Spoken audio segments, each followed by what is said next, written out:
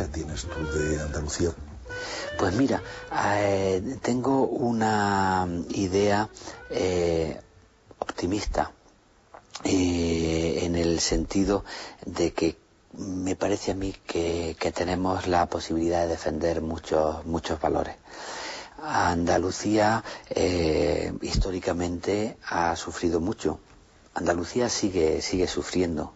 La verdad es que cuando ahora salen nuevos índices económicos y nos comparamos con Europa o con España, pues yo me doy cuenta que tenemos que seguir tirando hacia adelante, ¿no? Por muchos esfuerzos que se hacen, seguimos en la cola, ¿no? Y hay que hacer un nuevo compromiso para tirar de Andalucía socialmente hacia arriba. Pero ese compromiso me parece que nos permite pensar en una idea de progreso y de futuro donde los valores de Andalucía tienen mucha importancia.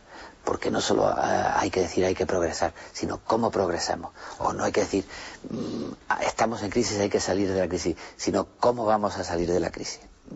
Si salimos de la crisis facilitando que el despido sea más barato y que la ley laboral sea más dura, pues entonces mal hemos salido de la crisis.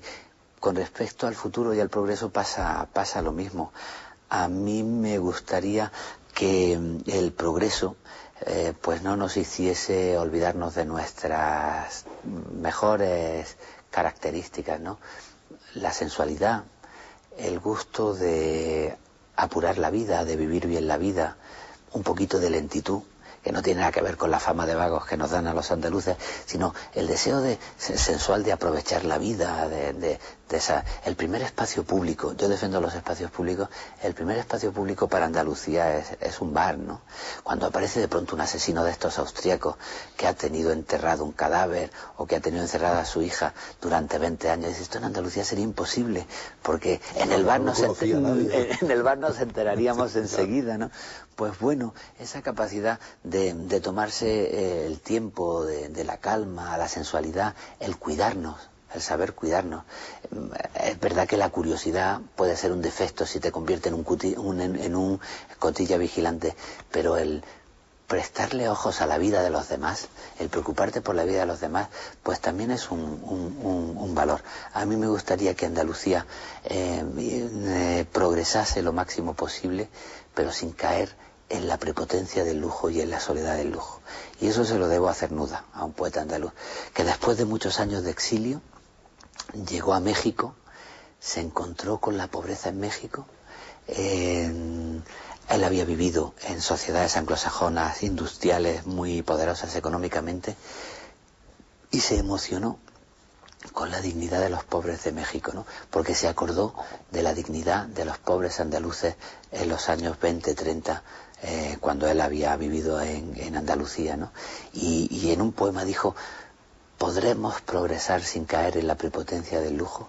Yo creo que esa es la tarea de los andaluces y yo en ese sentido soy optimista. Hay que progresar mucho, ¿eh? Todas las reivindicaciones sociales las acepto de la manera más radical, pero vamos a no perder nuestro sentido de la solidaridad. ¿Tú te comes las heces? Yo me como las heces, sí. Claro que me como un artículo. Un artículo, sí, yo me como las heces, sí, ¿no? Sí, la verdad es que hay toda una historia de declaraciones de políticos del Partido Popular en Andalucía muy desgraciadas, ¿no? Sobre la educación en Andalucía, los niños andaluces, sobre las subvenciones en Andalucía, y ya la última era sobre el acento de Andalucía a propósito de la ministra, ¿no? De Fomento. De Fomento. Yo creo que tenemos la suficiente seguridad en nosotros mismos para no sentirnos ofendidos, ¿no? Y desde luego me parece que los que peor lo pasan son los dirigentes del Partido Popular de Andalucía, que cada vez que intentan inventarse algo viene alguien de fuera y demuestra que el cutrerío, ¿no? Y el reaccionarismo español sigue queriendo hacer caricatura de nosotros. Y bueno, puestos a hablar, pues la verdad es que si uno piensa en Antonio Machado, en Juan Ramón Jiménez, en Federico García Lorca, en Rafael Alberti, en Luis Cernuda, en José Manuel Caballero Bonal, pues mira, lo de comerse las heces a la hora de hablar del idioma y de la cultura no debe hacernos sentirnos muy débiles, porque la cultura de Andalucía es una de las culturas más serias y más profundas y más dignas por lo que se refiere al lenguaje de España, ¿no?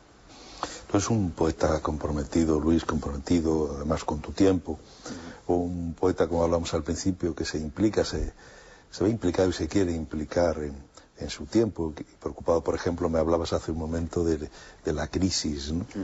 Una crisis de la que todo el mundo parece que tiene receta y sabe cómo salir de ella. ¿Cómo asistes tú a esta galopada tan tremenda que no sabemos muy bien dónde nos va a llevar? Asisto con preocupación, ¿no? Cuando empezamos a hablar de la crisis, empezamos a analizar los orígenes de la crisis. Y todo el mundo tenía claro cuál era el origen, ¿no? Un capitalismo salvaje, el neoliberalismo, que había negado cualquier posibilidad de regulación pública de los mercados, que había intentado negar el poder de los estados, ¿no? Y sobre todo un capitalismo que había olvidado la productividad por la especulación, ¿no?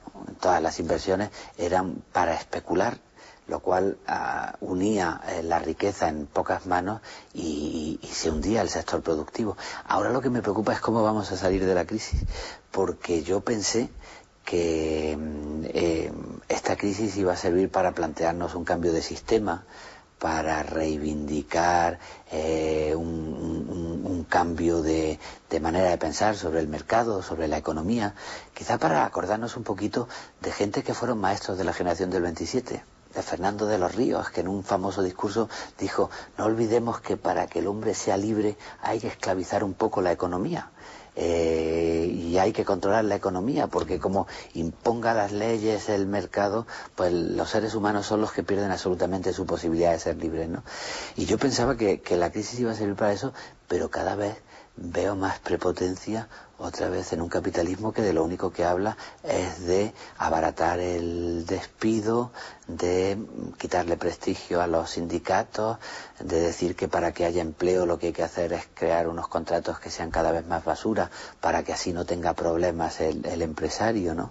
Y eso está llegando desde muchos sectores que le piden liberalismo a los partidarios de regular un poquito el mercado. Aprovechando para muchas cosas, ¿verdad? Y cosas estrambóticas que no se habían visto nunca, ¿no? Lo de la patronal diciendo: si salen los sindicatos, iremos nosotros aguantando la pancarta. Esto es una cosa curiosa, ¿no? Es una cosa curiosa y es estrambótica. Y está creando mucha confusión, porque hay mucha gente callada. ¿No te parece que se está generando un cierto desconcierto? Mucho desconcierto, porque hay mucha gente callada. Lo primero que deberíamos tener claro es que los gobiernos tienen responsabilidad, pero hasta un punto. Es decir, los gobiernos españoles o andaluces, que a veces se han dejado llevar con demasiada facilidad en un sistema productivo basado en la especulación inmobiliaria, y que no han sido prudentes a la hora de calcular las consecuencias de un estallido de la burbuja, pues tienen su responsabilidad, pero hasta un punto. Pues el capitalismo especulativo, los especuladores, los promotores inmobiliarios, los bancos, todo el sistema de hipotecas basura, tienen mucha más responsabilidad que los gobiernos.